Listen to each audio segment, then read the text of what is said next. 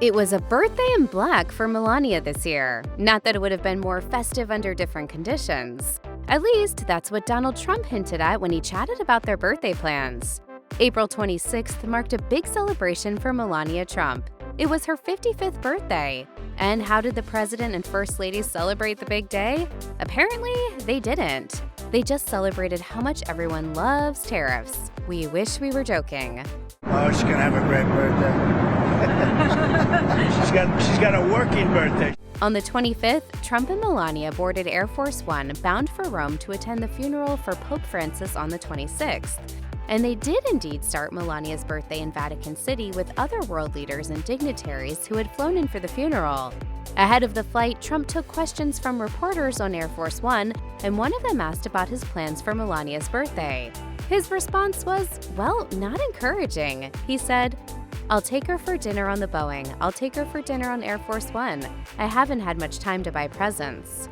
If he'd left it at that, it wouldn't have been that big of a deal. They were scheduled to fly to Rome and back, after all. Sometimes that means eating dinner on a plane, even if it should have been a celebratory dinner.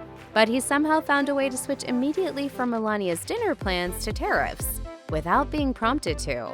But it's working out. Things are working out very well, and people are starting to understand how good tariffs are for us. So, from the sound of it, Donald didn't have any plans to celebrate Melania's birthday. He was quick to change the subject to one he found more interesting, his tariff policy. We can only imagine how unsatisfying this response was for Melania. It shouldn't come as a huge surprise that Trump seemingly didn't put much thought into Melania's big day, and it may be yet another sign that their marriage might be on the rocks. People have long suspected that Melania and Don are staying together for public reasons, not because they're in a happy marriage. And the awkward public exchanges between them aren't one-sided either. Melania gave an equally impersonal shout-out to Donald back in November. A tweet from her office said, "Her husband's return to the Oval Office to commence the transition process is encouraging, and she wishes him great success." It's a reasonable statement if it was directed at literally anyone besides your husband. But something about the cold, unemotional phrasing makes you wonder if these two are even in contact with each other most of the time. While Donald may or may not have been joking about Melania's Air Force One birthday dinner, the media sure gave them plenty of attention at the funeral. Social media lit up with birthday shoutouts for the First Lady, and plenty of people noticed that for once, she seemed to actually get the dress code right.